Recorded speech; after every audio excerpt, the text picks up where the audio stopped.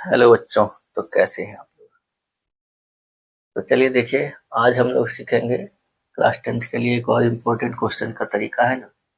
ये जो हमारा क्वेश्चन है, देखिए, दो इसमें रैखिक समीकरण दिया गया है ना। पिछले क्लास में हमने देखा था कि रैखिक समीकरण का जो हल निकालना है, देखिए यहाँ पे रैखिक समीकरण का हल निकालना है ना। तो पिछला क्लास में हम लोगों ने सीखा था ग्राफीय विधि से, ठीक है। आलेखीय विधि से आलेख खींच करके, है ना, ग्राफ बना करके दो रैखिक समीकरण, है ना। तो दोनों रैखिक समीकरणों का आलेख खींच करके जहाँ पे बिंदु काटता है ना, जिस बिंदु पर दोनों रेखाएं एक दूसरे को प्रतिच्छेद करते हैं, वो उसका हल हो जाता है ना। तो ग्राफ विधि से हल करने के लिए सीख लिया हम लोग। और ग्राफ विधि से एक क्वेश्चन जरूर आएगा, वो भी लॉन्ग में, ठीक है। तो अगर आपने नहीं देखा है तो एक बार जरूर देख लीजिएगा, है ना। और आज हम लोग सीखेंगे प्रतिस्थापन विधि से, ठीक है। देखिए, दो रैखिक समीकरण युग्म को हल करने के तीन विधि, एक तो आलेख विधि, वो तो अलग हो गया। इधर हमारा तीन विधि होता है, ठीक है। एक हमारा प्रतिस्थापन होता है, सब्स्टिट्यूशन मेथड। दूसरा होता है विलोपन विधि। एक क्या हो गया हमारा प्रतिस्थापन, है ना, सब्स्टिट्यूशन मेथड। दूसरा हमारा होता है विलोपन, ठीक है, एलिमिनेशन मेथड। और तीसरा होता है हमारा वज्र गुणन विधि, ठीक है, वज्र गुणन, क्रॉस मल्टीप्लीकेशन, ठीक है ना। ये तीन गो विधि है हमारा, है ना। प्रतिस्थापन, सब्स्टिट्यूशन मेथड, विलोपन, एलिमिनेशन मेथड एंड वज्र गुणन, क्रॉस मल्टीप्लिकेशन मेथड, ठीक है। तो वैसे तो एग्जाम में देखिए पूछ सकते हैं ये, मतलब प्रतिस्थापन में ये देखिए ये भी पूछा गया है ना, 24 में और 17 में पूछा है, ठीक। विलोपन में पूछता है लेकिन कम पूछता है, ठीक है। ज्यादातर पूछता है ये वाला वज्र गुणन, क्रॉस मल्टीप्लिकेशन, ठीक है। क्योंकि इसमें ये जो है, अगर समझ गए तो दोनों से आसान ये लगेगा, नहीं समझे तो दोनों से हार्ड ये लगेगा, ठीक है। बस यही अंतर है। तो देखिए आपको जैसे क्या करना होगा ना, ऐसे अगर क्वेश्चन यदि लिख करके कि भाई प्रतिस्थापन विधि से हल करना, तब तो भाई जो विधि कह दिया उसे से हल करेंगे, है ना। मान लीजिए कह दिया कि विलोपन विधि से हल करें तो विलोपन विधि से हल करेंगे, है ना। और कह दिया कि वज्र गुणन से तो वज्र गुणन से करेंगे। लेकिन अगर सीधे रैखिक समीकरण दे दे कहेगा इसको हल करें, तो आपको जो आसान लगे उससे कर सकते हैं, प्रतिस्थापन, विलोपन या वज्र गुणन, ठीक है। किसी से भी कर सकते हैं अगर कुछ नहीं कहा तो, ठीक है ना। लेकिन अगर जब कह दिया, जैसे यहाँ पे कह दिया है कि भाई प्रतिस्थापन विधि से हल करना है, तो हम प्रतिस्थापन से हल करेंगे, ठीक है। तो चलिए यहाँ पे हम सीखेंगे आज कि प्रतिस्थापन विधि से कैसे हल करते हैं। करना कुछ नहीं है, तो प्रतिस्थापन विधि से क्या करना होता है, दोनों में से कोई भी एक रैखिक समीकरण लेंगे, है ना। उसमें से हम x का मान या y का मान लिखेंगे, ठीक है। x को y के पदों में या फिर y को x के पदों में, ठीक है ना। तो सबसे पहले जो दिया रहेगा हम लोग यहाँ पे समीकरण लिख लेंगे, है ना। ये तो क्वेश्चन दिया है, ठीक है। दिया गया समीकरण लिख लेंगे हम लोग, 8x प्लस 5y बराबर 9 और 3x प्लस 2y बराबर 4, ठीक है। यहाँ पर हम लोग समीकरण 1 और समीकरण 2 मान लेंगे, है ना, इक्वेशन 1, ठीक है, और इक्वेशन इक्वेशन 2, ठीक है। इक्वेशन 1 और इक्वेशन 2 मान लेंगे, है ना, समीकरण 1 समीकरण 2। अब उसके बाद क्या करना है, आपको दोनों में से किसी भी एक को लेकर के उससे x या y का मान निकाल लेना है और उसको दूसरे में रख देंगे, है ना। तो जैसे हम यहाँ पे देखिए समीकरण 1 से ले लेते हैं, है ना, फ्रॉम इक्वेशन 1, ठीक है, समीकरण 1 से। तो 8x प्लस 5y बराबर हो गया 9। ऐसे आप किसी एक का मान निकाल लीजिए, है ना। x को y के पदों में लिख दीजिए या फिर y को x के पदों में लिख दीजिए, है ना। तो अगर हम y को x के पदों में लिख देते हैं तो देखिए यहाँ से होगा 5y बराबर 9 माइनस 8x, ठीक है। तो यहाँ से फिर y बराबर कितना हो जाएगा, 9 माइनस 8x बटा 5, ठीक है।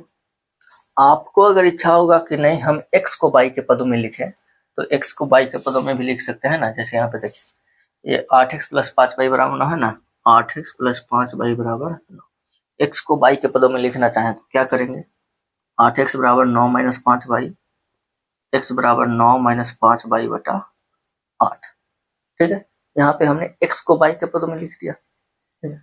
अब क्या करना है आपको, इसको दूसरा समीकरण में रखेंगे, इसका मान, है ना। जैसे y को x के पदों में रख दिया ना, लिख दिया है ना, तो समीकरण 1 से निकाले तो इसको हम समीकरण 2 में रखेंगे। अगर आप समीकरण 2 से लिखते तो इसे 1 में रखते, ठीक है। तो यहाँ पर हमने y को x के पदों में लिख दिया है। अब इस y का मान हम रखेंगे समीकरण 2 में, है ना। जैसे यहाँ पे अगर आप x का मान निकालते हैं, है ना, तो x का मान रखेंगे समीकरण 2 में, है ना। अब यहाँ पे लिखेंगे कि y का मान समीकरण 2 में रखने पर, ठीक है। कोई जरूरी नहीं है कि 2 में रखेंगे, यहाँ पर तो जरूरी होगा 2 में रखेंगे, काहे कि हमने समीकरण 1 से निकाला है ना। तो आप अगर समीकरण 2 से x या y का मान निकालेंगे तो उसको समीकरण 1 में रखते, है ना। हमने 1 से निकाला है x या y का मान, तो उसको हम समीकरण 2 में रखेंगे, ठीक है। तो 2 में रखते हैं तो क्या हो जाएगा, देखिए 3x जो 2 y का मान 9 - 8x बटा 5 बराबर इधर कितना है 4। अब बस आप इसको हल कर लीजिए, आपका x का मान आ जाएगा, है ना। तो हल करेंगे बाबू तो नीचे 5 एलसीएम हो जाएगा, है ना। तो 5 × 15x, इधर हो गया 2 × 9 = 18, 2 × 8 = 16x, और नीचे हो गया हमारा 5 एलसीएम बराबर 4, है ना। ऊपर थोड़ा सा सोल्व करेंगे तो 15 - 16 हो जाएगा हमारा -x और प्लस 18 बराबर इधर हो गया 5 का 20, है ना। x इधर आ जाएगा तो हमारा कितना हो जाएगा,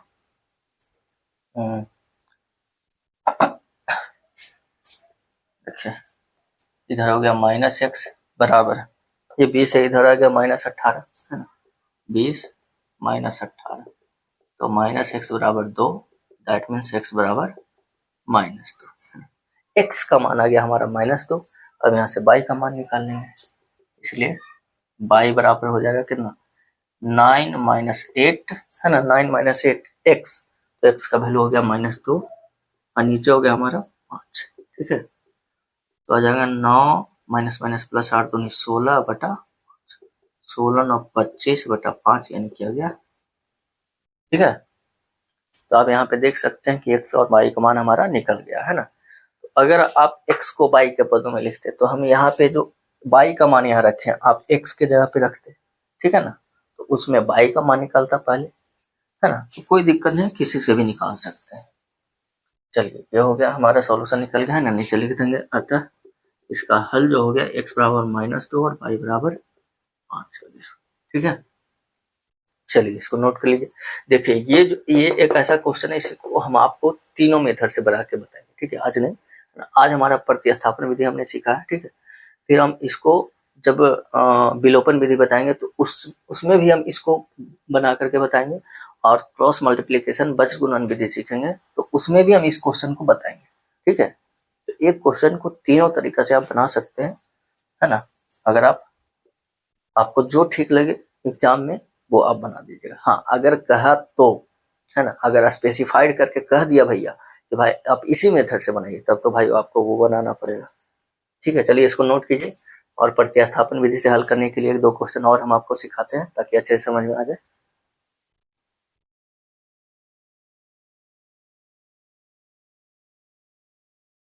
देखिए, तो ये भी क्वेश्चन जो है पूछा गया है, ये शायद 2016 में पूछा गया, ठीक है।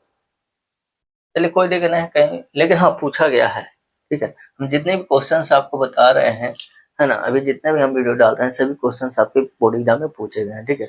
आप चाहें तो मिला भी सकते हैं ना।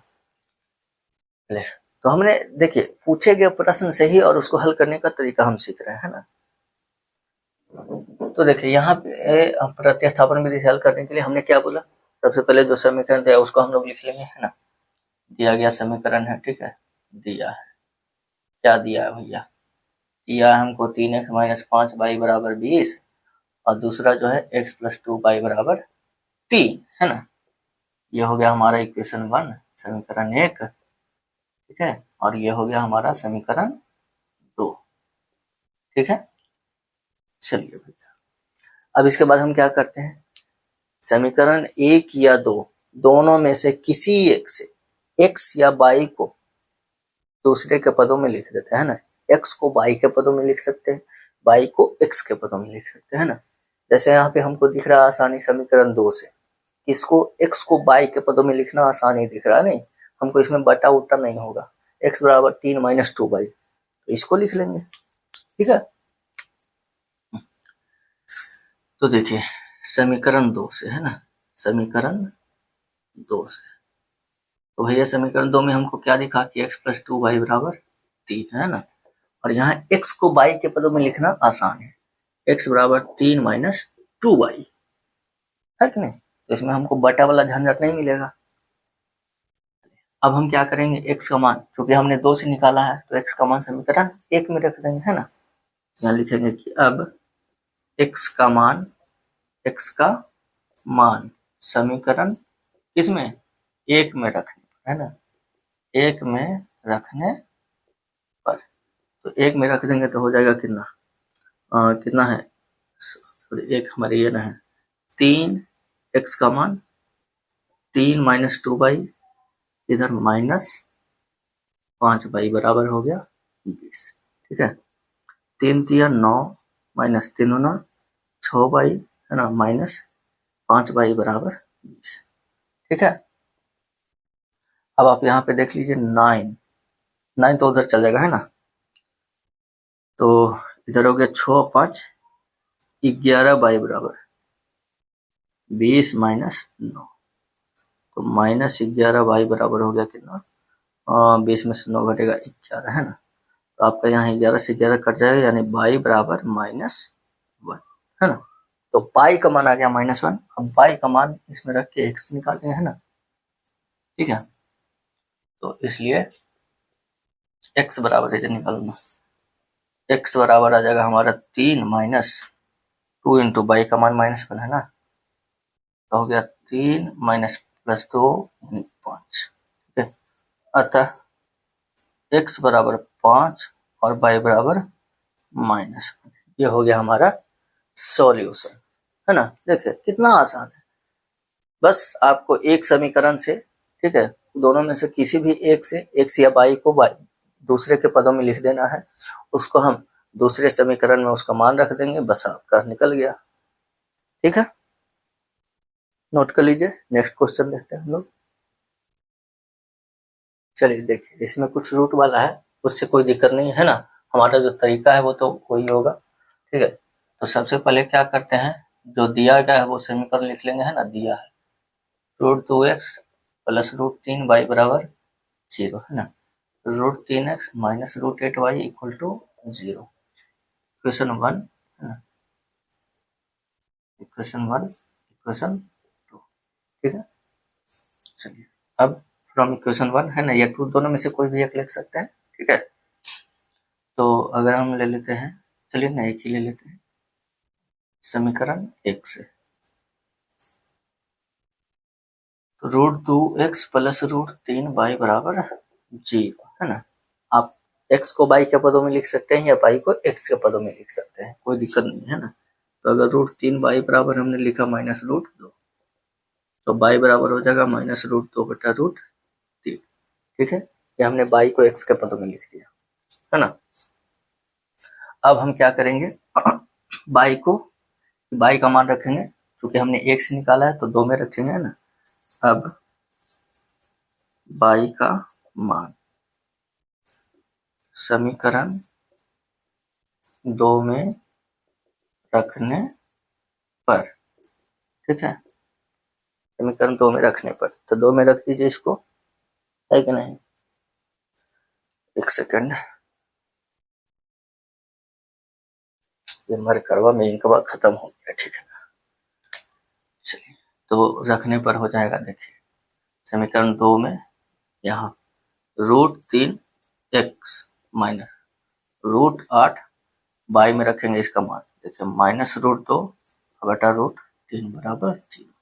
ठीक है, अब इसको हल करेंगे तो देखिए √3 नीचे एलसीएम हो जाएगा, इधर आ जाएगा, तो √3 गुना √3 3 हो गया, 3x इधर हो गया हमारा, इसमें अच्छा हम y का मान तो रखे ना, तो ये हो गया माइनस माइनस प्लस, 8 दूनी 16 तो निकल गया 4, नहीं और नीचे हो गया √3 बराबर 0 है ना।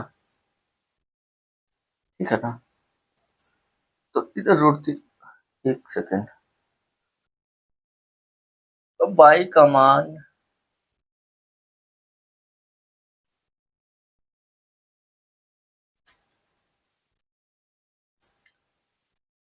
एक सेकेंड, वही हम सोच रहे हैं कि गलती कहाँ होगा। हमको लग रहा है कि कुछ ना कुछ मिसिंग है, क्योंकि हमने बाई को एक्स के पदों में लिखा तो यहाँ एक्स गया कहाँ, यहीं पे एक्स छूट गया ना। √3 बराबर -√2 एक्स, ठीक है, ये हो गया √2 बटा √3 एक्स, ठीक है। अब यहाँ एक्स हो गया तो फिर यहाँ मान रखे हैं एक्स हो गया है ना। अब 8 में 16 तो निकलेगा 4 है ना, और रहेगा एक्स, ठीक है। तो इधर हो गया हमारा 3 और 4 कितना हो गया 7, एक्स बराबर हो गया 0। दैट मीन्स एक्स बराबर आ गया 0, ये तो 0 आ गया भैया। चलिए कोई दिक्कत नहीं, एक्स बराबर 0 आ गया तो अब एक्स का मान हम बाई में रख देंगे तो बाई भी 0 आ जाएगा नहीं, इसलिए लिख लीजिए ना, एक्स 0 आ गया, बाई बराबर हो गया, देखिए ना, -√2 बटा √3 है ना 0, ठीक है। यहाँ से आ गया 0 इंटू समथिंग 0, अतः इसका हल जो हो गया एक्स 0 और बाई भी 0, ठीक है। चलिए तो ये हो गया हमारा तीसरा नंबर क्वेश्चन, ठीक है ना। आई होप ये आप लोग कुछ समझ गए होंगे, है ना। चलिए नोट कर लीजिए, एक और क्वेश्चन हम बता देते हैं। चलिए एक और क्वेश्चन देख लीजिए, है ना, आसानी से बन जाएगा। तो सबसे पहले आपको क्या करना है बाबू, जो दिया गया है उसको हम लिख लेंगे, ठीक है। दिया है 7x - 15 बाई बराबर 2। एक सेकेंड, क्वेश्चन तो ठीक ठाक है ना। ये आपको हमारा इक्वेशन 1 हो गया, और x + 2y बराबर 3 हो गया, इक्वेशन 2 हो गया, ठीक है। चलिए तो वही हम करेंगे, है ना। देखिए इसमें भी हमको बाई को x के पदों में लिखना आसान लग रहा है, नहीं तो हम नहीं, x को बाई के पदों में लिखना आसान है। समीकरण 2 से x + 2y बराबर 3, तो यहाँ से x बराबर 3 - 2y, है ना। x को बाई के पदों में लिखना आसान है तो हम x को बाई के पदों में लिख दिए। 2 से निकाले हैं x का मान तो 1 में रख देंगे, है ना। अब x का मान समीकरण 1 में रखने पर, चलिए तो 1 में हो गया कितना 7, x रख देंगे 3 - 2y -15y बराबर 2। 7 या 21, 7 दूना 14, -15y बराबर 2, 14 15 हो गया 29, है ना। 29y बराबर 2 - 21, तो -29y बराबर हो गया कितना -19, कट गया तो y बराबर आ गया 19/29। चलिए कोई दिक्कत नहीं, y का मान आ गया हमारा 19/29। अब y का मान x में रख देंगे, है ना। x बराबर आ जाएगा कितना 3 - 2y ना, 3 - 2y 19/29, है ना, 19/29 तो आ जाएगा 29, 29 या 87, है ना, 19 दूना 38, बटा हो जाएगा कितना 29, 17 में से 8 कट गया 9, बचा कितना 7 में से 3 कट गया 4, 49/29, ठीक है। तो x आ गया 49/29 एंड y 19/29 है। अतः x बराबर 49/29 तथा y बराबर 19/29, ठीक है। तो इस तरह से हम लोग आसानी से हल इसका निकाल सकते हैं ना, कोई दिक्कत नहीं होगा, ठीक है। अगर किसी प्रकार का दिक्कत हो तो आप कमेंट जरूर कीजिए, है ना। वीडियो अच्छा लगा तो वीडियो को लाइक कीजिए, अपने दोस्तों के साथ शेयर कीजिए, और अगर आप चैनल पर नए हैं तो चैनल को सब्सक्राइब करके बेल आइकन दबा लीजिए। नेक्स्ट क्लास में हम लोग सीखेंगे विलोपन विधि, ठीक है ना। तो मिलते हैं अब हम लोग नेक्स्ट क्लास में, तब तक के लिए मन लगा के पढ़ते रहिए। धन्यवाद, जय हिंद। रुकिए रुकिए रुकिए, यदि आपको देखिए, ये तो हमने क्वेश्चंस मतलब इम्पोर्टेंट क्वेश्चन जो बोर्ड एग्जाम के लिए है वो हम बता रहे हैं। क्या आप चाहते हैं कि क्या चाहते हैं? कुछ नहीं चाहते हैं। देखिए क्लास 9th का जो है और हमने इस तरह का, क्योंकि क्लास 9th में बोर्ड एग्जाम का कोई वैल्यू नहीं है ना, लेकिन कॉन्सेप्ट तो सीखते हैं ना, ठीक है। तो 9th का हमने केसी सिन्हा का बुक का सॉल्यूशन डाल रहे हैं, ठीक है, चैप्टर वाइज एक एक क्वेश्चन का। तो क्या आप चाहते हैं कि क्लास 10th का भी केसी सिन्हा बुक का सॉल्यूशन चाहिए? अगर आपको केसी सिन्हा बुक का सॉल्यूशन चाहिए तो आप कमेंट कीजिएगा केसी सिन्हा सॉल्यूशन, ठीक है। एक एक क्वेश्चन का सॉल्यूशन डालेंगे, एक एक चैप्टर का, है ना। हमने पहले भी वीडियो डाला था, 12th का डाला था एक एक क्वेश्चन का सॉल्यूशन, ठीक है ना, बट वो हमारा चैनल डिलीट हो गया, ठीक है। तो हम फिर अभी हम 11th 12th का ना डाल करके, उस समय हम 10th का वीडियो नहीं डालते थे, है ना, 9th 10th का नहीं डालते थे। अभी हम 9th 10th का डाल रहे हैं, 11th 12th का नहीं डाल रहे हैं, ठीक है ना। तो हम उसका भी डालेंगे, ठीक है, थोड़ा सा टाइम निकाल करके। तो चलिए, जो भी है, आपको जो भी परेशानी हो, जो भी कहना हो, आप कमेंट जरूर कीजिएगा, है ना। बाकी मिलते हैं हम लोग।